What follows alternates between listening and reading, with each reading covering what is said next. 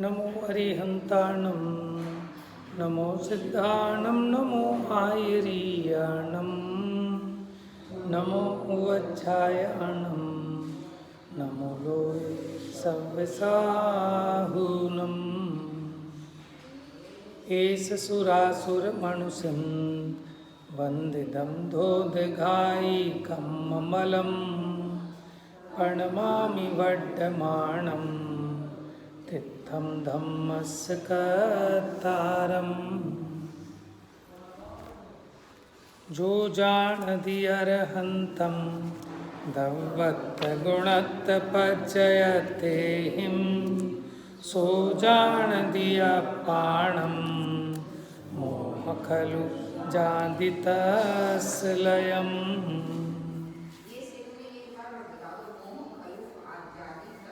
हाँ,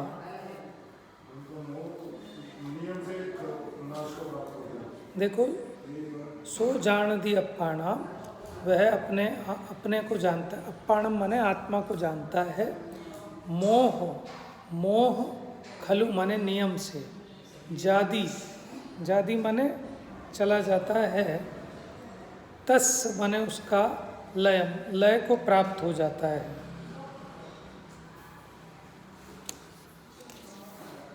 जादी का मतलब प्राप्त होता है। जादी माने प्राप्त होता है, किसको? लयम, लय को प्राप्त होता है नियम से, निश्चय से, पक्का।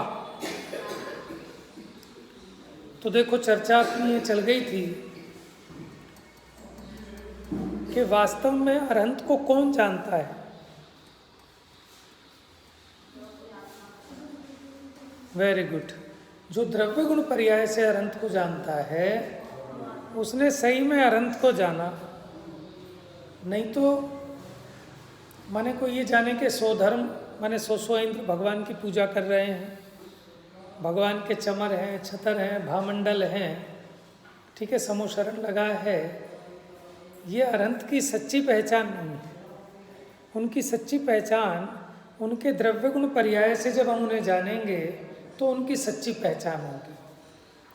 तो इसलिए यहाँ कहा कि जो अरहंत को द्रव्य गुण पर्याय से जानता है, माने उनके जो अपने आत्मिक गुण हैं, ठीक है, उनका जो अपना निजी स्वरूप है, उस स्वरूप से उन्हें जानता है। क्योंकि मुख्यपन है तो सारी दुनिया माने अज्ञानी भगवान के बाह्य शरीर से ही उनको जानता है। जैसे हम और आप भी कह रहे, ये तो बड़ी विशाल प्रतिमा है आदिनाथ भगवान की, अरे ये तो पद्मासन है, ये तो खड़गासन है। अरे जो पद्मासन और खड़गासन है, ये ना तो भगवान का द्रव्य, ना गुण, ना पर्याय। समझ में आया? ये पद्मासन खड़गासन के दो गोरे दो सांवले दो हरियल दो लाल, 16 स्वर्ण समान हैं, तिने नमु तिहु काल है। ये भगवान का ना तो द्रव्य है, ना गुण है, ना पर्याय है। क्योंकि शरीर जो है वो तो पुद्गल द्रव्य का पर्याय, जीव का है ही नहीं। पहले तो आप ये समझो, अरहंतपना है क्या? द्रव्य है, गुण है कि पर्याय? आप ये बताओ, अरहंत ये द्रव्य है, गुण है कि पर्याय है? पर्याय है ना। अरहंत पर्याय है। अरहंत सिद्धाचार्य पाठक साधु हैं परमेष्ठिपण, सब आत्मा की अवस्थाएं आत्मा ही। तो आत्मा की दशा है ना ये। ऐसा ये अष्टपाउड में 105 या 108 नंबर की गाथा है ये, शायद 108 नंबर है ये, ठीक है। और शुरू में लिखी कुन शतक में, ठीक है, सबको याद है ना। अरहंत सिद्धाचार्य पाठक साधु हैं परमेष्ठिपन। ये जो 5 परमेष्ठी हैं, ये क्या है? ये आत्मा की अवस्थाएं हैं, आत्मा की दशाएं हैं। इसलिए आत्मा ही शरण है। जिसको ऐसी दशा चाहिए हो उसको आत्मा ही शरण है। जैसे आम है, वो आम क्या है? काहे का फल है कि उस आम वृक्ष का है। तो जिसको फल चाहिए हो उस वृक्ष को लगाओ, उसको पानी दो, उसको संरक्षण प्रदान करो, तो फल मिलेगा। समझ में है ना। कार्य को देखकर कारण भी तो ख्याल में लेना है, क्योंकि कारण के बिना कार्य की उत्पत्ति असंभव है। अब अगर आपको अनंत दशा चाहिए, जैसे आपको घी चाहिए, तो आपको क्या लाना पड़ेगा पहले? क्यों? आपको पता है कि वो जो घी है वो किसकी दशा है, और मक्खन, दही, पनीर, खोया, दूध की, तो अब इसे खोया तो चाहिए, लेकिन दूध को ना पहचाने तो मिलेगा कभी? अब हम ये कहें कि जो वास्तव में घी को द्रव्य गुण पर्याय से जानता है वह दूध को जानता है, कोई आपत्ति है इसमें? जो घी को द्रव्य गुण पर्याय से जानता है वह दूध को जानता है, कोई परेशानी तो नहीं है इसमें? क्यों? कि जो घी है वो शुद्ध पर्याय है, लेकिन किसकी? दूध की। यहाँ उदाहरण में दूध एक तरह से द्रव्य हो गया, और उसमें जो चिकनाहट आदि गुण हैं, ठीक है ना, वो उसकी पूर्ण व्यक्तता हो गई घी दशा में, है ना। तो जैसे परिस्पष्ट सोने की भांति एक उदाहरण तो आचार्य देव ने दिया कि जो प्योर बिल्कुल एकदम शुद्ध खालिश सोना प्रकट हुआ है, वो तो दशा है उसकी, उसका उस प्रकार का परिणाम। लेकिन वो कहाँ से हुआ? कि वो जो जमीन में से निकला था, किट्ट कालिमा से, जिसे आप पत्थर कह के फेंक रहे थे, क्या उसी में से निकला है? तो हमें उसकी प्रतीति आएगी ना, कारण की, कार्य के द्वारा कारण की प्रतीति की कराई जाती है। तो अनंत दशा है कार्य, वो है कार्य परमात्मा। लेकिन ये जो कार्य प्रकट हुआ उसका कोई कारण भी तो होगा ना, तो उस कारण परमात्मा की प्रतीति होती है। अकेले कार्य को जाने, कारण को ना जाने, तो उसने कार्य को भी सही नहीं जाना। घी को तो जाने, लेकिन ये घी जो है ये दूध का प्रोडक्ट है, दूध से बना है, ऐसा नहीं जाना, तो उसने क्या जाना? अब घी को ऐसे तो जाने, कैसे जाने कि सब ये गाय का है, ये भैंस का है, ये बकरी का है, समझ में? ये प्लास्टिक का है घी, ये केमिकल का है, ये तो जाने, माने गाय भैंस का तो जाने, लेकिन ये ना पहचाने कि दूध का है। अब वो बेचारा यही समझेगा कि गाय घी दे देगी। भाई साहब, ऐसी गाय हमें भी खरीद के लानी है जो घी देती हो। उसमें धर्म परीक्षा में एक उदाहरण आया कि उसने, एक अन्य देश का व्यापारी आया, बहुत सुंदर बढ़िया सी गाय लाया, ठीक है, और उसने राजा को रोज नए नए बढ़िया पकवान बना बना के खिलाए, कभी कोई मिठाई, कभी कोई घी, कभी दही, कभी कुछ, कभी कुछ, कभी कुछ। तो उसने कहा भाई तुम कहाँ से लाते हो? तो उसने लाके गाय खड़ी कर दी कि इससे, कि हाँ इससे। तो उसने उसे खूब असरफियाँ दे दी कि जाओ। अब क्या हुआ? अब राजा उससे मांगे कि हे गाय मुझे वैसे मोदक दे, उसने गोबर दे दिया। समझ में आया? अब कैसे मिले उसको लड्डू, कैसे मिले उसे घी? अब ऐसे कैसे मिलेंगे? तो ऐसे आपको भी अनंत माने सुखमय दशा, आपको सुख तो चाहिए, लेकिन वो सुख कहाँ से आएगा, कैसे आएगा, ये नहीं पता हो तो उसकी प्राप्ति कैसे होगी? अब आपको ये बताया कि गाय से आएगा, वो घी गाय से प्राप्त होता है, तो आप भी उस राजा की तरह मांगने लगो, हे गाय घी दे, तो क्या मिलेगा? दूध भी मिल सकता है लेकिन घी नहीं मिलेगा। समझ में आया? उसी प्रकार आपने पढ़ लिया। हाँ, ये इम्पोर्टेंट बात समझने की है, ठीक है। ऐसे ही ये जो अनंतपना है ये आत्मा में से आता है, तो आ जाएगा ऐसे आत्मा में से। आपके लिए तो किसी काम का ही नहीं ना फिर वो। हाँ, वो मल और मूत्र देगी वो तो ऐसे, क्योंकि जो दूध मिलता है वो भी पुरुषार्थ पूर्वक उद्यम करने पर, पुरुषार्थ से ही मोक्ष प्राप्ति, पुरुषार्थ से ही घी की प्राप्ति, पुरुषार्थ से ही दूध की प्राप्ति, पुरुषार्थ से ही अनंत दशा की प्राप्ति। समझे आप? तो वो सब कुछ समझाना है यहाँ। समझ में आया ना? वो टीका में उसका सब खुलासा किया है। आप उसकी सेंट्रल आइडिया और उसका जो भाव है अगर वो ग्रहण हो जाएगा तो वो गाथा का जो अभिप्राय है वो आपकी पकड़ में आ जाएगा, हम अपना कार्य कर लेंगे। ठीक है ना, हम शब्दों का अर्थ तो समझ लेते हैं, लेकिन ये गाथा क्यों लिखी आचार्य देव ने, कहना क्या चाहते हैं इस गाथा से, ऐसी क्या बात है इस गाथा में कि ये मोह लय को प्राप्त हो जाएगा। क्योंकि मोह यही था ना इसका, अज्ञानता। मोह कह लो, अज्ञानता कह लो, दुख कह लो, ठीक है ना, बेवकूफ़ी कह लो, वो सब मिट जाएंगे अगर ये समझ गया तो कि घी कैसे प्राप्त होता है। तो जो घी को उसके द्रव्य गुण पर्याय से, ठीक है ना, उसके सारे कारणों सहित कार्य की पहचान करेगा तो फिर उसको समझ में आ जाएगा कि ऐसा पाषाण तो मेरे पास भी है, इस प्रोसीजर से मैं भी ये सोना प्रकट कर सकता हूँ, ऐसा दूध तो मेरे पास भी है तो मैं भी घी को प्राप्त कर सकता हूँ, ऐसा आत्मा तो मैं स्वयं हूँ, मैं भी इस अनंतपने को प्राप्त हो सकता हूँ। ये इसका भाव है। ठीक है, पढ़े। थोड़ी सी कठिनता जरूर लगेगी आपको, क्योंकि देखो आचार्य देव जो लिखते हैं वो इस अपेक्षा लिखते हैं कि बड़े बड़े विद्वान उसको समझें और सामान्य जीवों को भी समझाएं। गाथा तो सरल है लेकिन टीका बहुत हाई लेवल की है।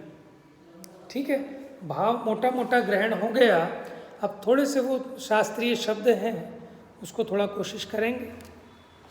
देखिए, गाथा पढ़ ली हमने। जो जाणदि अरहंतम धव्वत गुणत पच्यते हिम, सो जाणदि अपाणम मोह खलु जादितस्लयम। लेकिन अरंतों को जानता है, वो आत्मा को जानता है, लेकिन अरंतों को कैसे जाने, वास्तव में जाने। देखो टीका देखो, जो वास्तव में अरंत को, माने पहले तो अरंत को जाने वास्तव में, तब वो जानेगा आत्मा को। जो अरंत को ही वास्तव में ना जाने तो आत्मा को कैसे जानेगा, क्योंकि अरंत और आत्मा अलग नहीं है, वो आत्मा की ही दशा का नाम अरंतपना है। माने द्रव्य और पर्याय अलग अलग नहीं होते, उनमें व्याप्य व्यापकपना होता है। समझ में आया ना। जो वास्तव में, देखो इसमें ना टीका में वास्तव 2 बार लगाया, पहले शुरू में लगाया कि जो वास्तव में अरंत को द्रव्य रूप से, गुण रूप से और पर्याय रूप से जानता है वह वास्तव में आत्मा को जानता है। अब ये 2 बार क्या जरूरत थी लगाने की, ऐसे ही कह देते कि जो अरंत को द्रव्य गुण पर्याय से जानता है वह वास्तव में आत्मा को जानता है। हाँ, कि पहले अरंतों को तो सच में जान, अरंतों को तो ठीक से जान, कि अरंतों को ठीक से जानेगा तो तुझे पता चलेगा कि ये आत्मा है। तुझे आत्मा दिखेगा ही नहीं। अब क्या दिखता है हमें, तो पाषाण के भगवान, ये सोने के भगवान, ये हीरे के भगवान। लोगों को ऐसा उछाव चढ़ता है कि वो महावीर जी में और 1-2 जगह ना वो हीरे की और उसकी माणिक मोतियों की प्रतिमा है। ठीक है, तो उसका ऐसा उछाव चढ़ता है कि अरे हम धन्य हो गए। क्यों भाई धन्य होंगे आप वीतरागता के दर्शन करने से। तो आपने वीतरागता के दर्शन किए कि धातु के दर्शन किए, पाषाण के दर्शन किए, रतन के दर्शन करने हैं आपको, आपको भगवान के दर्शन थोड़ी ना करने हैं। और जबकि उनमें उतनी वीतरागता स्पष्ट भाषित नहीं होती जितनी कि पाषाण प्रतिमा में, धातु की प्रतिमा में, है ना। क्योंकि हीरे पन्ने आदि में वो रिफ्लेक्शन वैसा मारता है, तो उनके अंगोपांग जैसा आपकी कंसंट्रेशन है ना, जैसे एक एक भगवान की मुद्रा का जो परिस्पष्ट आपको जो ज्ञान पाषाण और धातु की प्रतिमा में होता है, वैसा वो उन हीरा पन्ना वगैरह की प्रतिमाओं में नहीं, मुझे तो नहीं लगता। हाँ, और उसी की महिमा थी। और भाई साहब इतनी विशाल प्रतिमा, तो उन्होंने क्या देखा, उन्होंने साइज के दर्शन किए, और उसको इतनी छोटी सी प्रतिमा चावल के दाने वाली, उसने उस साइज के दर्शन किए। कोई साइज को देख रहा है, कोई शेप को देख रहा है, कोई मटेरियल को देख रहा है, लेकिन अनंतपना कहाँ देखा आपने? समझ में आया? जैसे कल उदाहरण दिया था ना अंबानी का, आप अंबानी को देख रहे हो, अरे तो मोटू सा आदमी है, कि अरे उसका नाम अंबानी नहीं है, ये जो 100 करोड़ के बंगले, इतनी इतनी गाड़ियाँ, इतना सब कुछ, इतने 1000 करोड़ रुपए की संपदा, उसका नाम है अंबानी। समझ में आया? उसी से तो इफेक्टेड हो रहा है ये जीव। तो ये मोह है ना इसका, कि अनंतों को भी जान रहा है, तो कैसे जान रहा है? इसी बात को टोडरमल जी ने भी लिया कि अगर देव को मिथ्यात्व माने वो सात तत्व संबंधी भूल में देव शास्त्र गुरु का अन्यथा श्रद्धान कि देव को भी जानता है, तो उनके जो अजीव आश्रित गुण हैं, जैसे अनंतों के कितने मूल गुण बताए है ना, कहवत के 46 गुण गंभीर, कहवत के हैं 46, वैसे तो अनंत हैं, और उन 46 में से भी अगर आप देखो 10 जन्म के अतिशय, 10 केवल ज्ञान के, 14 देवकृत, 4 अनंत चतुष्टय, 8 प्रातिहार्य। देखो जो 10 जन्म के अतिशय हैं, वो 10 जन्म के अतिशय क्या क्या हैं? कि अतुल बल के धारी हैं, श्वेत रक्त है, ठीक है ना, वज्र वृषभ नारा संघनन है, ठीक है, समचतुर संस्थान है, ये सब चीज़ें हैं ना। ये क्या सच में अनंत का गुण है या इस देह का गुण है? बात समझ में आ रही है? तो ये गुण तो अजीव आश्रित हैं, जीव आश्रित नहीं है। समझ में आए? ऐसे जब केवल ज्ञान के अतिशय होते हैं तो उनकी 100 इंद्र उनकी सेवा कर रहे हैं, है ना, वो सब व्यवस्थाएं वो केवल ज्ञान के अतिशय। अब उनके नक्केस नहीं बढ़ते, छाया नहीं पड़ती, पलक नहीं छपकती, ऐसे ऐसे कुछ केवल ज्ञान के अतिशय, कुछ जन्म के हैं, कुछ केवल ज्ञान के, लेकिन वो भी सारे पुद्गल आश्रित हैं। 14 देवकृत भी पुद्गल आश्रित, 8 प्रातिहार्य वो भी पुद्गल आश्रित। देखो दुंदुभी बजती है, चंवर ढुरते हैं, घंटा है, ध्वजा है, और वो 3 छत्र हैं, भामंडल है, दिव्य ध्वनि खिरना, ये भी पुद्गल है, दिव्य ध्वनि भी, तो ये भी पुद्गल आश्रित हैं। इम्पोर्टेंट बचे 4, अनंत ज्ञान, अनंत दर्शन, अनंत बल, अनंत सुख। उसके दर्शन करता नहीं जीव, बाकी सबके दर्शन करता है। और एक्चुअल में अनंत को जानना तब होता कि जब तुझे समझ में आता कि भगवान अनंत ज्ञान के धारी हैं, अनंत सुखी हैं, अनंत बल के धारक हैं, तो वो होता अनंत को सही से वास्तव में जानना। बात आ रही है पकड़ में?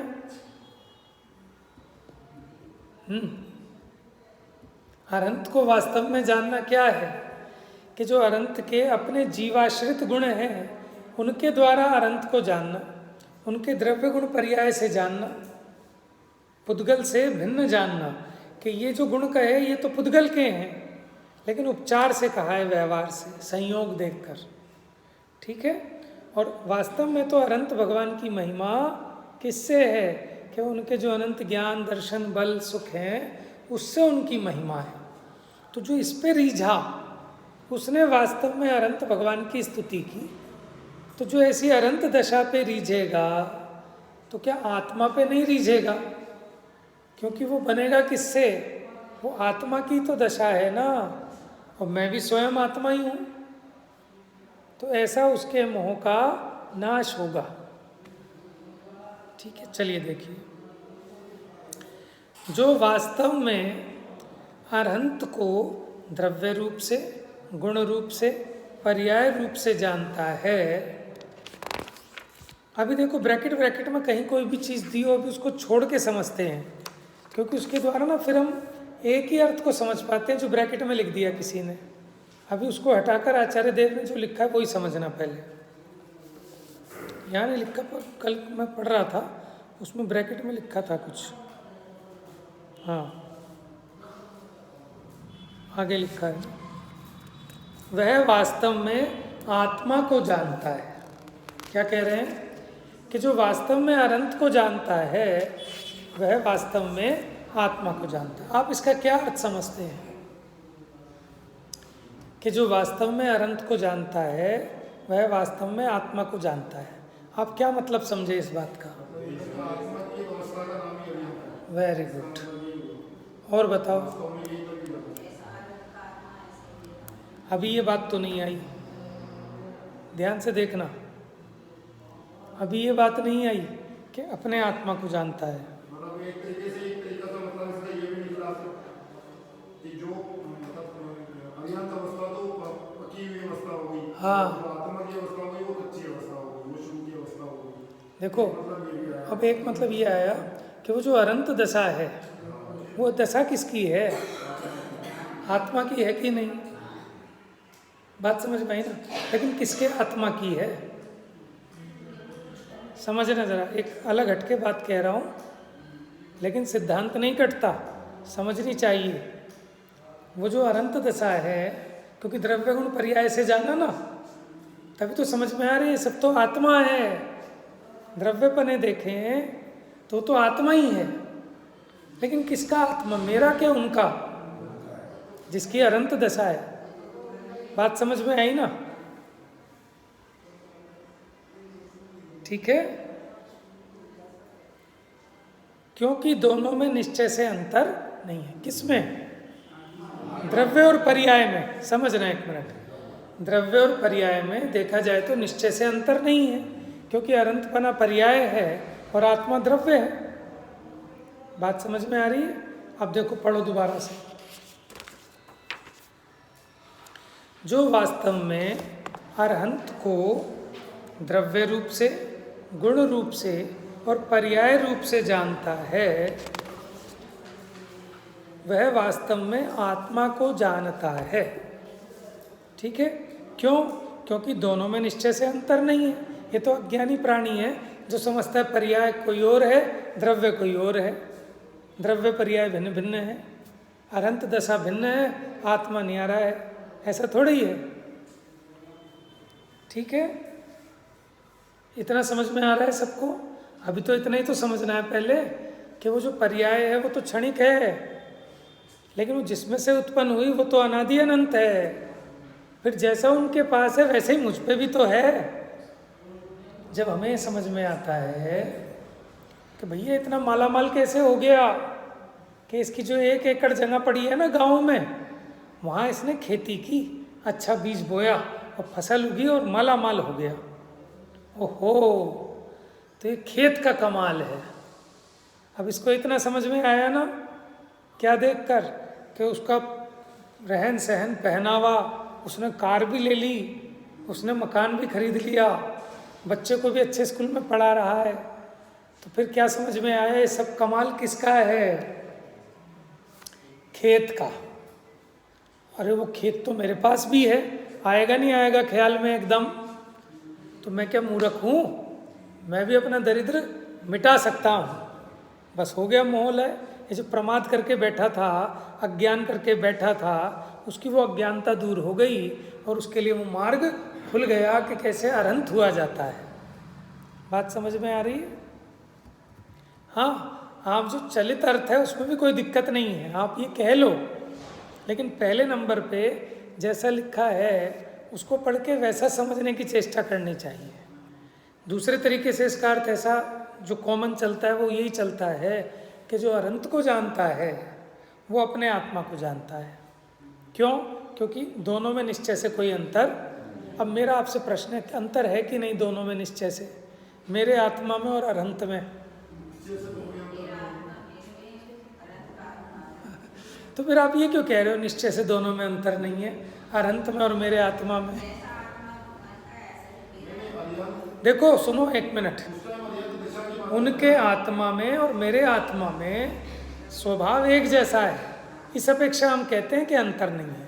वैसे तो उनका द्रव्य न्यारा, मेरा द्रव्य न्यारा, अंतर तो है।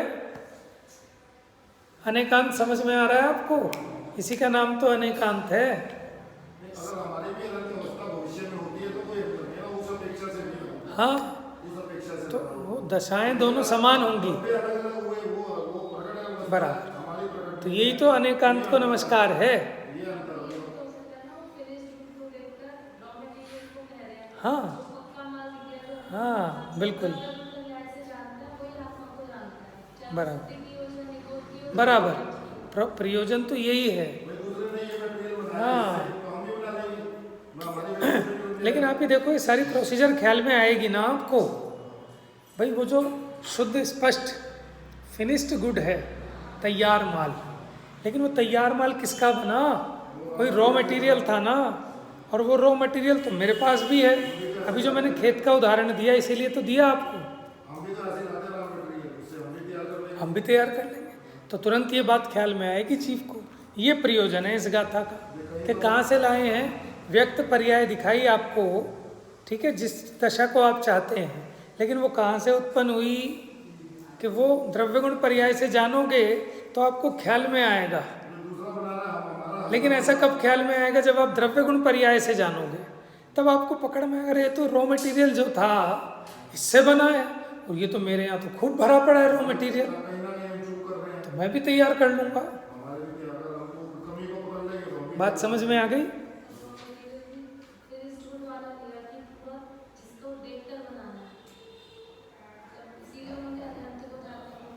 हाँ, नहीं फिर तो सारी चीज़ें देखनी पड़ेंगी, साधु दशा भी देखनी होगी, माने इसलिए 7 तत्वों का श्रद्धान, संवर, निर्जरा, मोक्ष। मोक्ष होगा लेकिन पहले संवर, निर्जरा, फिर मोक्ष, वो सब उसमें आएगी प्रोसीजर भी। प्रोसीजर टीका में बताएंगे अभी कैसे। तो चलो इतनी बात आपको समझ में आ गई कि जो वास्तव में अनंत को द्रव्य से, गुण से और पर्याय रूप से जानता है, वह वास्तव में आत्मा को जानता है। हम ये कहें कि जो वास्तव में ये चैन को द्रव्य गुण पर्याय से जानता है, वो वास्तव में सोने को जानता है। समझ में आया? कोई आपत्ति तो नहीं है इसमें? अब उसने सोने को जान लिया तो ऐसा सोना तो हम पे भी पड़ा है, हम भी बनवा लेंगे चैन। बात समझ में आ रही है? तो वह वास्तव में आत्मा को जानता है। जो अनंत को जान रहा है वो वास्तव में आत्मा को जान रहा है, माने आत्मा के स्वरूप को जान रहा है, ऐसा कह लो। जैसा स्वरूप था वो स्वरूप प्रकट हो गया, तो वास्तव में आत्मा के स्वरूप को जानता है, क्योंकि निश्चय से दोनों में अंतर नहीं है। किसमें? आत्मा में और उसकी अवस्था में, क्योंकि अरण्य सिद्धाचार्य पाठक ये सब आत्मा की अवस्थाएं हैं, तो अवस्था और अवस्थावान में निश्चय से अंतर नहीं है। द्रव्य और पर्याय में व्याप्य व्यापकपना है, निश्चय से अंतर नहीं है। यहाँ तक बात क्लियर? क्योंकि दोनों में निश्चय से अंतर नहीं है। और अरहंत का स्वरूप, ठीक है, उस बात पे आ गए प्रोसीजर वाली। अरहंत का स्वरूप अंतिम ताव को प्राप्त सोने के स्वरूप की भांति परिस्पष्ट है। ठीक है, माने वो स्वरूप व्यक्त हो गया ना अनंत दशा में, अनंत ज्ञान, अनंत दर्शन, अनंत सुख, अनंत बल। इसलिए उसका ज्ञान होने पर सर्व आत्मा का ज्ञान होता है, अकेले उनके आत्मा का नहीं। अब आगे आ गई ना बात, सर्व आत्मा का ज्ञान होता है, अकेले अपने आत्मा का नहीं, अकेले उनके आत्मा का नहीं। इसलिए हमने कहा कि आत्मा के स्वरूप का ज्ञान होता है। आपको पता लग गया ना कि चाहे कोई भी आत्मा हो, मैं हूँ, अनंत भगवान का आत्मा हो, किसी हिंदू का हो, मुसलमान का हो, पशु का हो, कीड़े का हो, सबके आत्मा का ज्ञान होता है। बात समझ में आ रही है? सर्व आत्मा का ज्ञान होता है, माने उसकी सामर्थ्य, उसका स्वरूप, ये ख्याल में आता है। जैसे वो जो स्वादिष्ट स्वादिष्ट व्यंजन बना बना के खिलाए उसने, जो अन्य देश से आया था व्यापारी गाय को लेकर ग्वाला, तो अब वो जो लड्डू था, वो जो बर्फ़ी थी, वो जो खीर थी, वो दही थी, घी था, वो सब के सबका जिसको सही ज्ञान हुआ तो उसको सर्व का ज्ञान होता है कि जितनी भी गायें हैं उनसे इस प्रकार से दूध मिल सकता है, उससे इस प्रकार के व्यंजनों की प्राप्ति हो जाती है।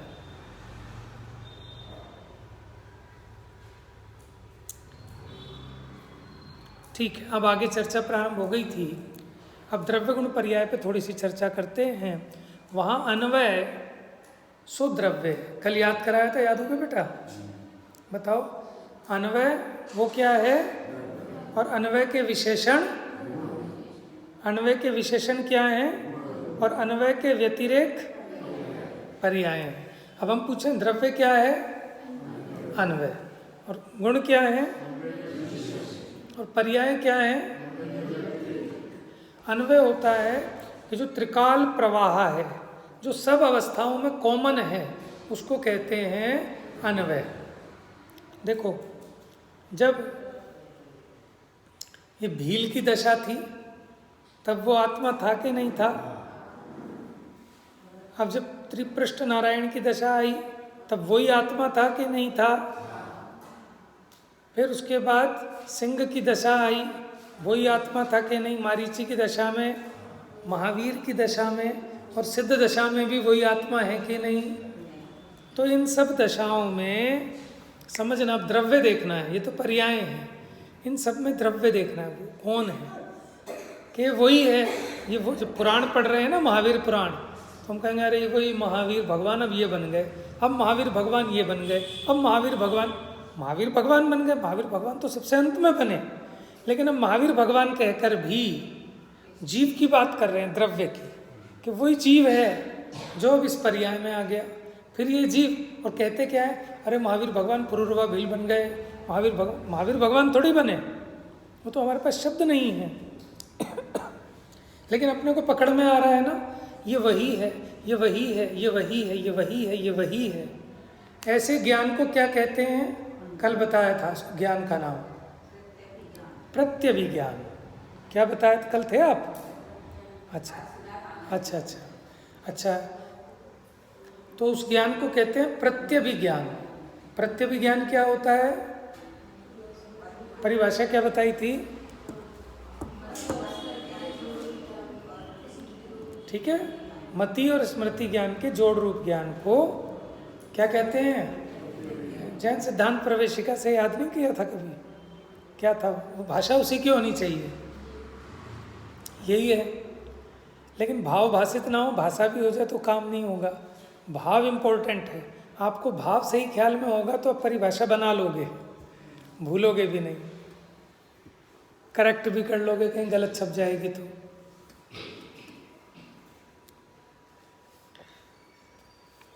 हाँ, अन्वय समझ में आ गया सबको? भगवान महावीर के उदाहरण से कि अन्वय ये वही हैं कि पूर्व भील है। अरे नहीं, वही हैं कि कौन? कि जो नरक से आए थे, नरक में थे, ये वही हैं जो मारीची बने थे, ये वही हैं जो त्रिपृष्ठ नारायण थे, वही हैं विशाख दत्त थे, क्या थे? विशाख नंदी, वो भव थे विशाख, ठीक है ना? तो ये वही हैं, ये वही है, ये वही है, ये वही है, वो है अन्वय। उसी को कहते हैं द्रव्य।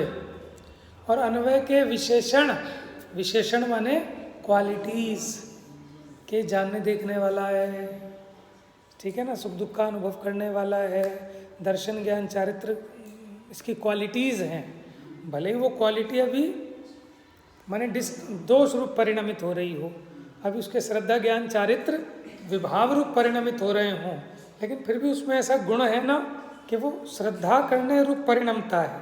वो एक अलग बात है कि वो यथार्थ कर रहा है कि विपरीत कर रहा है, लेकिन श्रद्धा करने का गुण, जानने का गुण वो जीव में ही है, अजीव में तो नहीं है। ये हो गए गुण। अन्वय के विशेषण, विशेषण का मतलब होता है उसकी क्वालिटीज़, इंग्लिश में क्या बोलते हैं? एडजेक्टिव है क्वालिटीज़ को, कि जो नाउन और प्रोनाउन की क्वालिटीज़ को बताए, ऐसे वर्ड कहलाते हैं एडजेक्टिव। तो ऐसे शब्द विशेषण कहलाते हैं। कोई ना कोई माने संज्ञा या सर्वनाम कुछ तो हो, कोई वस्तु जिसकी विशेषता बताएं, वो शब्द विशेषण कहलाते हैं। तो विशेषण माने गुण। अच्छा, और अन्वय के व्यतिरेक, व्यतिरेक मैंने कहा था कि ये उस रूप नहीं, ये उस रूप, इसका ना मतलब भेद, अन्वय के भेद। जैसे जो मारीची है वो महावीर नहीं है, जो महावीर है वो मारीची नहीं है, क्योंकि महावीर की तो हम पूजा करते हैं। मारीची तो भैया वो मिथ्या दृष्टि मत चलाए 363, एक कैसे होंगे? समझ में आया?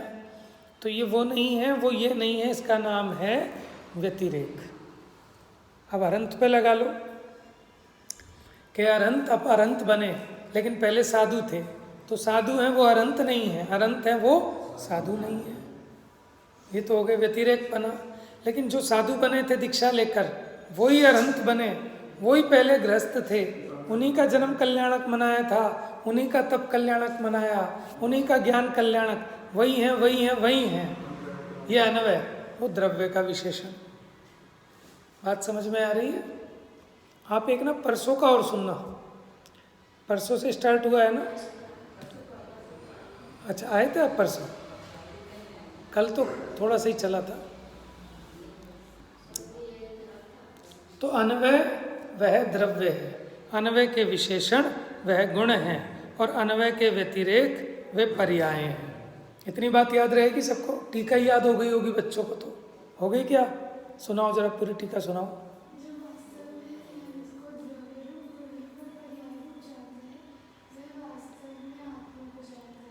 क्योंकि क्योंकि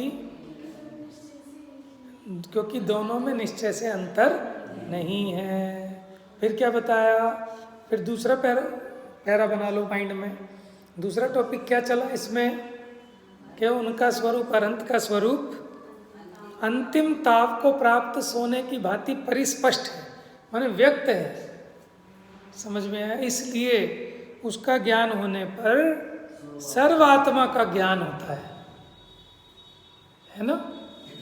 उनका ज्ञान होने पर हमें सर्वात्मा का ज्ञान हुआ कि सभी आत्माओं का स्वरूप ऐसा ही है। वो भी अगर अपने स्वरूप को जाने पहचाने तो वो अनंत दशा प्रकट हो सकती है। सर्वात्माओं में अपना आत्मा आया कि नहीं आया? कोई पूछे कि साहब आप कल से पूजा करोगे? हाँ जी, सब करेंगे कल से पूजा। और मैं, अरे मेरी छोड़ो। सब में सबको लेता है, अपने को छोड़ देता है। समझ में आया ना? कि आज महावीर जयंती जुलूस में हाँ सब जाएंगे सब जाएंगे, कि मैं तो नहीं जाऊंगा। तो सब में सबसे पहले खुद को रखना, तब सबको। समझ में? हम आपसे पूछें आपको आता है?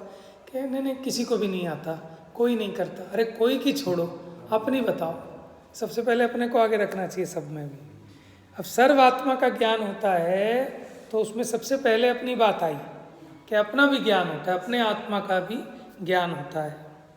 फिर बताया आपको अन्वय वह द्रव्य, अन्वय के विशेषण वह गुण, और अन्वय के व्यतिरेक वह पर्याय है।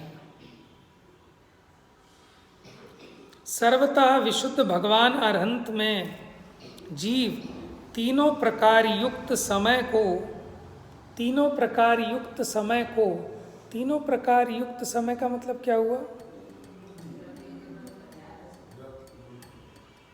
और भी दिमाग लगाओ। होता क्या है कि अब जब इसमें ब्रैकेट में लिख दी ना, तो हमारी बुद्धि बस उतने पे कन्फाइन हो जाती है, हम उससे ज़्यादा कुछ सोचते ही नहीं है।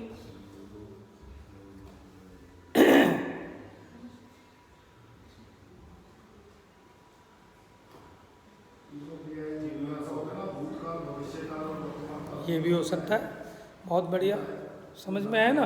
देखो आचार्य देव ने नहीं लिखा, उन्होंने तो लिख दिया जीव तीनों प्रकार युक्त समय को अपने मन से जान लेता है। मन का मतलब क्या है यहाँ? कि अपने जो मति श्रुत ज्ञान अभी इसको व्यक्त है ना, क्योंकि विचार की बात है, इसमें सारा का सारा प्रोसीजर विचार से संबंधित है, इसलिए मन से कहा।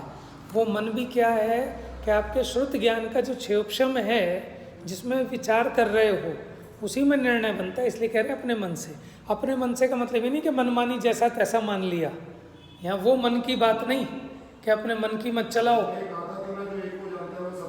हाँ जो सबको जानता हूँ, हाँ पीछे आए थे। हाँ सही है, जो सर्वात्मा को जानता है वो एक को भी जानता है। देखो अपने मन से जान लेता है। अब आप कहते हो कि साहब जिनवाणी में मनमानी की कोई गुंजाइश नहीं है, आप कह रहे हो अपने मन से। अपने मन से ऐसे मतलब नहीं है, वहाँ निषेध इस चीज़ का है कि अनंत भगवान की वाणी के हिसाब से ना माने, जैसा अपने को लगता है वैसा मान लेता है, तो वहाँ मन से जानने की मनाही है। और यहाँ जो कह रहे हैं मन से, तो अभी जो सैनी पंचेंद्रिय है वो जितना भी तत्व विचार का काम करेगा वो भाव मन का ही काम है, क्योंकि वर्तमान जो इसका श्रुत ज्ञानावरणी का क्षेपशम है, तो उससे जितना ज्ञान अभी प्रकट है उघाड़, वो मानस ज्ञान है। वो मानस ज्ञान में ही सारा तत्व विचार तत्व निर्णय का काम चलता है। तो अपने माने विचार में निर्णय कर लेता है। सर्वतः विशुद्ध भगवान अरहंत में जीव तीनों प्रकार युक्त समय को अपने मन से जान लेता है। एक अर्थ ये भी हो सकता है कि अरहंत को वैसे भी जान लेगा कि पहले कैसे थे, आगे ये सिद्ध हो जाएंगे, ये भी जान लेगा, और अभी वर्तमान में कैसे हैं। तो तीनों काल की बात, द्रव्य गुण पर्याय की बात, ठीक है, उत्पाद व द्रव्य की बात, क्योंकि वास्तव में तो समय किसको कहा, उत्पाद व द्रव्यात्मक, वही सत है, वही समय है। बोलो, समझ में आया ना? तो बहुत बातें हो सकती हैं। ब्रह्मा विष्णु महेश सब यही है, एक आत्मा ही है?